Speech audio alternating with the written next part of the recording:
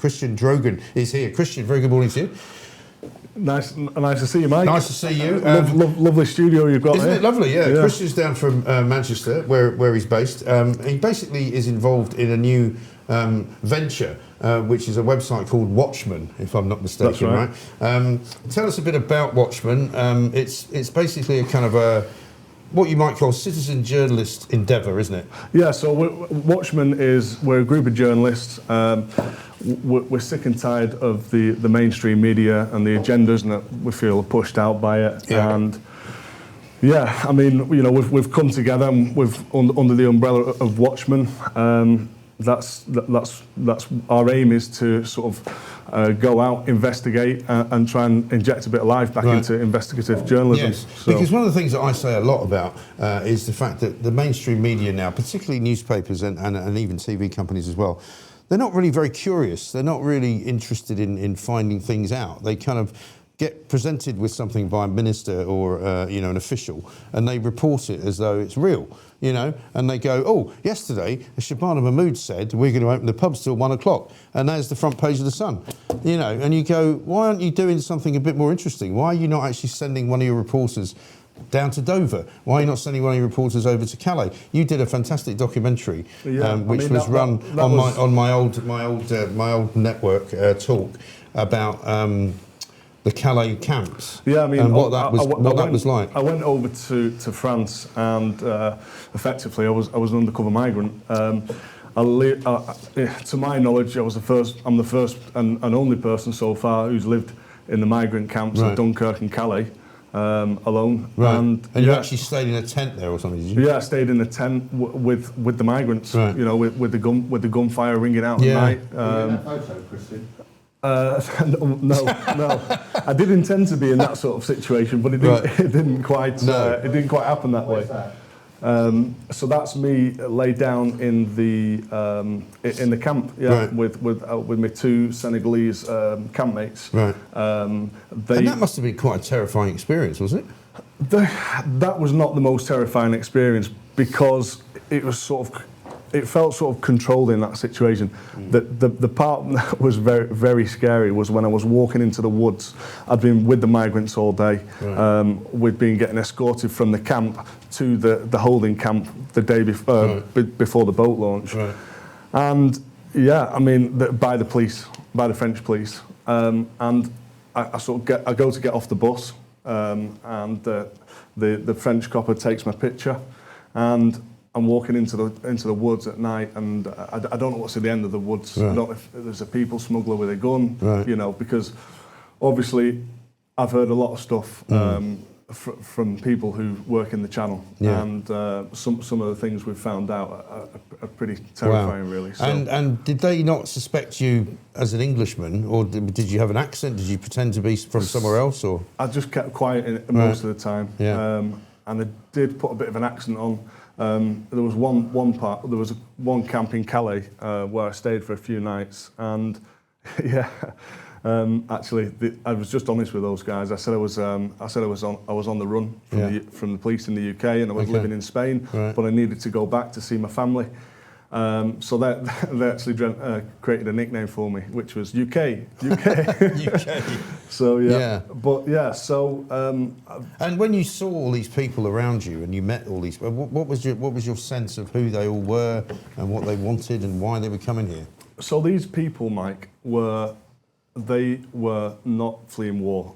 Generally, I mean, even the people that said they were fleeing war, the stories weren't convincing. Right. Now, their existence in these camps is being propped up by the migrant charities. Yeah. There's no shadow of a doubt that that's the case.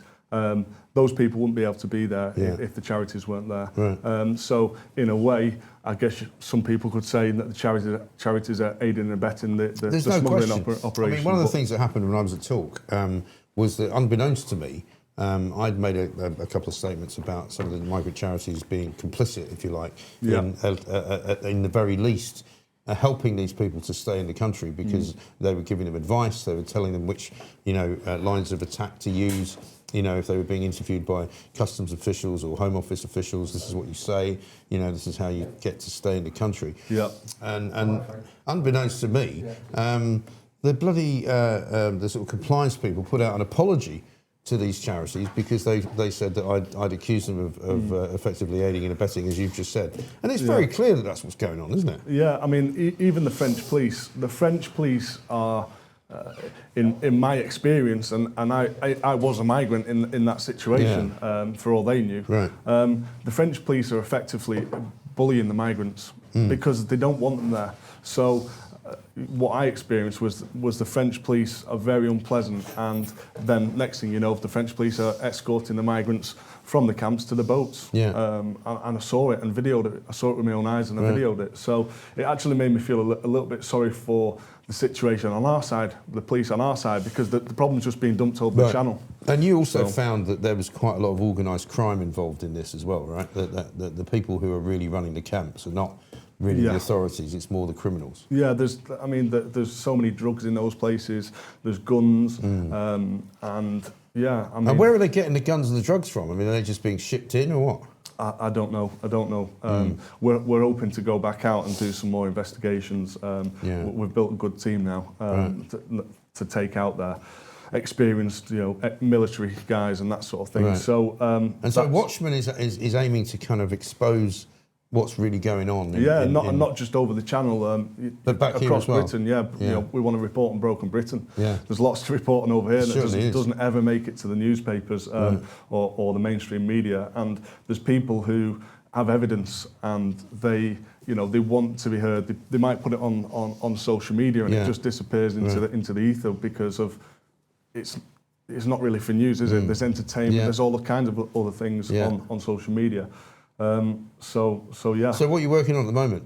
So, at the moment we are hoping to, we're hoping to go back out to France soon. I'm not going to reveal the date, but I have brought a story. And are you risking arrest or kind of, criminal charges in this country by doing any of that? Well, realistically, everything that we do is, to our knowledge, within the law. Right.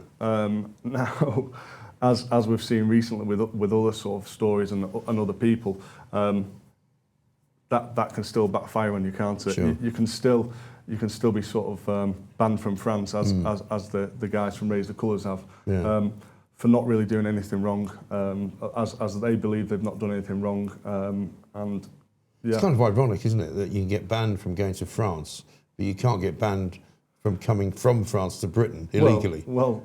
Yeah, exactly. It's kind of ridiculous. There's people firing machine guns in the woods, and they're not banned. Right. So,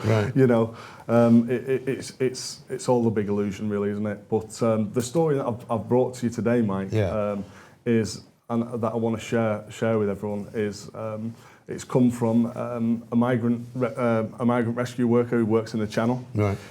Now, we believe.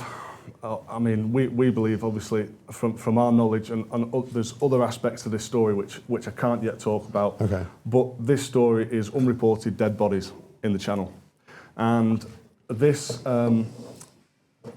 Channel rescue worker was part of an operation, a Mayday call called by fishing boats. So they received the Mayday call. They arrived at the migrant dinghy in the Channel, and there was no one on the dinghy. Instead, there was 41 dead bodies in the Channel. 41? 41 dead bodies. But there's no report of it. There's no statistics. And I mean, it leads us on to another point, really, in terms of the statistics around the Channel crossings. I mean, we're getting some boat figures. They're the only ones that have been rescued. Right. So we're only getting the rescued boat figures. Yeah. And there's from what I've heard, there's boats that are landing on the beaches, and the people are running away. We all know that. Well, I've heard many reports like that from people from places like Dungeness, which is, and everybody knows the actual geography of the coastline. It's very flat. You know, all the way from Dungeness, which is sort of on the bottom right-hand corner for anyone who doesn't know, and you know, north you go up to Dover, west you go sort of over to Hastings, and all of that level sort of beach is a place where you can simply land a dinghy, get out of it, and just run into the town.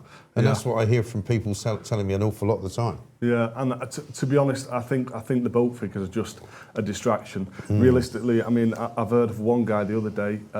He's coming inside a tractor tyre, so they've fitted him into the tractor tyre. They've got over here. I mean, that's some operation, that, Mike. You know, it's is that not the spare? Presumably, he's not like going round. No, and he's going round in the tractor. Round? Yeah, in the tractor tyre. Wow. Yeah. Can you imagine what he's like when he gets out? Yeah. He'd be like, yeah.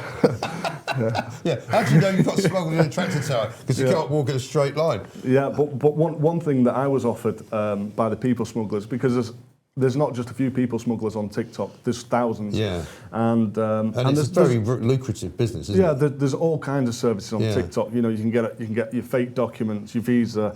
You know, you can get a job working for the smugglers on TikTok, predominantly TikTok. But yeah, I mean, one thing that obviously that we found is you're actually advised as a migrant, as an illegal migrant wanting to get paid for a service or travel agent fees, travel agent service. You're actually advised to go by lorry. Now, they say that you'll have less problems by lorry, you've less chance of getting caught, and you know you've less chance. And again, you know, anecdotal evidence only, obviously, but you know, there's you know, I always say for every one report, there's probably about another 10 to 20 actual incidents where you'll get. Again, you'd get lorry drivers ringing in saying, you know, I've just pulled into a service stop, you know, Newport Pagnell on the M1. And there's a lorry in front of me. A lot of guys just jumped out the back of it and ran off into the woods. Yeah. You know, and that happens a lot. Yeah, I mean... They reckon there's about 7,000 or 8,000 a year coming that way, but it could be more, couldn't it? From my experience and from what I know, I think the figures are well out. I think they're miles below what they actually are. Yeah. Now, going back to the 41 dead bodies that have been pulled out of the channel and there's no report of it, for me, my question is why? Yeah. Why is there no report of it? Right. I mean, the only sort of things that I can think of really is because it sort of makes it even more of a case against the channel crossings. Right. So, yeah, I mean... Well, this is the thing. I mean, most of the politicians will say, when they're pressed on it, you know, we need to stop this trafficking because people are dying. So why wouldn't they want to tell people that more people are dying if that's the case, you know? Exactly. Exactly. So yeah. I mean, and in your kind of investigations, because this is another thing that I suspect, but I've never been able to prove, that most of the people who are coming are not paying to come. They're not giving $4.5 grand or $5 grand to the people smugglers. What they're doing is they're kind of signing up, if you like, to be part of a criminal enterprise. Yeah. And when they get here, they then get told, you owe us $5 grand, you're going to go work over there, either selling drugs or killing people or in prostitution or whatever it is, and you will pay us back that way. Yeah, I mean, it's a slave trade. Yeah. You know, it's a modern day slave trade. Yeah. And I've witnessed that with my own eyes. I've witnessed at one point when one of the migrants sort of approached me, he must have thought I was something to do with the people smuggling operation. He said, can I be your boat driver? Can I be your boat driver? Right.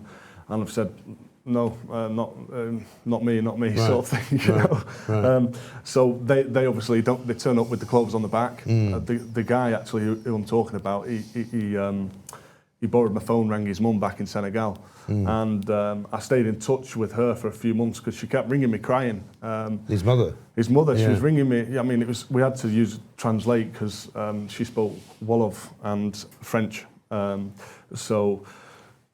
Yeah, I mean, I stayed in touch with her, and it was quite sad, really, because you know, her she said to me, her family, she worked hard all her life to raise the family as a single mother in Senegal, but they were happy. You know, there was no problems there. They all had jobs. The son who'd left had a job. Right. And so he wasn't fleeing a war zone. No, but he'd left for this dream that's being sold by the human traffickers or the people smugglers. And I suppose it's the government, the British government, that's enabling that dream to be sold. Because I guess no matter how well they're doing in Senegal, they could be making more money here, presumably, and sending money back. That's it. Right? So effectively what you've got there is a family that has been torn apart because for no other reason than he's left to come over for something that realistically doesn't exist, and you know, yeah. Wow. Well, it's a rich vein of activity for you, isn't it? Absolutely. And so we're hoping that we're going to be talking to you every week. Yeah, I mean, we've got not necessarily always in the studio, but you know, from wherever you are. Yeah, I mean, we've got so much. We've got a big list of stuff to get working at, and that's what we're doing. But yeah, also if anybody wants to get in touch with us and wants us to go and investigate things, then they can do. They can get in touch with us at the minute by email. Okay. So give us that email address. That email is watchmanraw@protonmail.com. Okay. And in terms of finding Watchmen online, where is that? That's watchmanuk.com. Okay. Right, watchmanuk.com. We'll keep an eye on that because it's going to be fascinating what Christian gets up to. And you've got a little team around you, presumably, as well. Yeah. There's a team of us, and we're collaborating with other people who've got great intelligence over the channel and that sort of thing. So, well, it's a very worthwhile enterprise, but dangerous as well. So take care, look after yourself. Couple of comments. Yeah, let's do it. His English improved quickly after he arrived in the UK. Yeah, well, you know, I said, where are you staying? He went the Holiday Inn. I mean, great. You know, we paid for that for you. You know, he's done all right for himself as a migrant. Says Todd Wobble. Yeah, very good.